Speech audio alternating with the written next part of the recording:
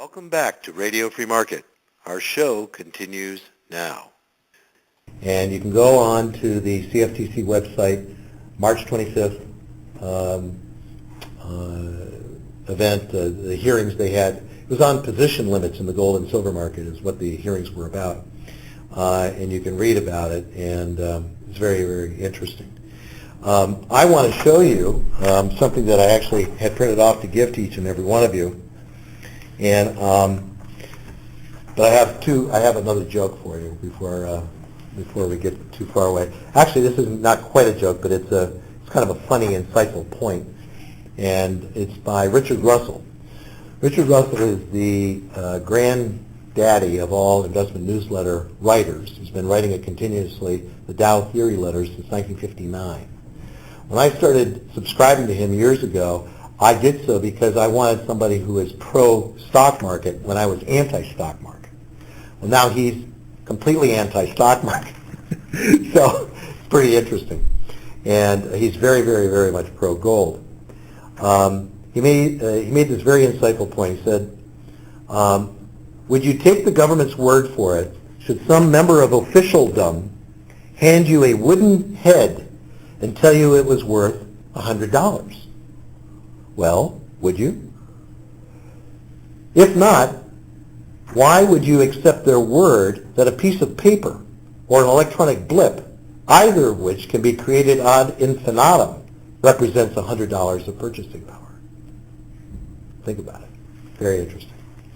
So I'm going to show you this chart here that came from Sprott Investing in Toronto, and I have copies of this. In fact, why don't we do it this way? I'll just give out. See, I was going to announce it anyway. And I guess I'll take care of it. Yeah, please. So this was put out by Sprott Investing. Sprott is a very large investment firm in Toronto, and Mr. Sprott is highly regarded in the gold arena. And what this chart shows is investors' gold exposure, gold and mining shares as a percent of global assets. We're not talking about central banks here, folks. We're talking about estimates of individuals investing. And if you look at it, 1921, 28%.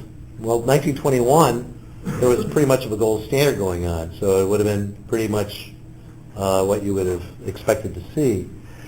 1932 was before the confiscation in the United States.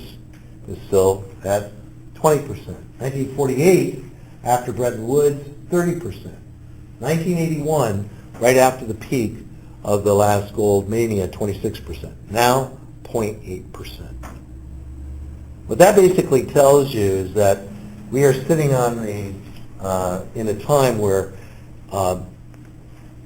there's very few people that, relatively speaking, own gold and silver, relatively speaking. So 5,000 gold, 10,000 gold. It's very reasonable to think in five-figure gold. It's very reasonable to be thinking in $500 or more ounce gold or ounce silver. Yeah. Does this discount like ETF exposure? This actually doesn't tell me much. I tried to find more detail on it. This source here that it refers to, I could not find additional information on it this morning when I just pulled this together this morning to show you. And I got this originally from Casey Research. Casey Research is who I actually pulled this from. I'm a subscriber from them as well. And they had a presentation by Mr. Sprott at their summit, investor summit in San Diego last week. And this was part of the presentation. So you want to spend a few $100s, you can get the tapes of the lectures and get the detail of it. It is available, but I don't have that detail right here. But this dovetails very nicely with what I've been finding from other sources around the world. There's very little gold in the hands of most people, and I think there's the stage is set for a mania. This is Michael McKay at Radio Free Market. Please visit us on the web at radiofreemarket.com, where you can subscribe for free to all of our shows on iTunes or visit our Radio Free Market archives for easy downloads.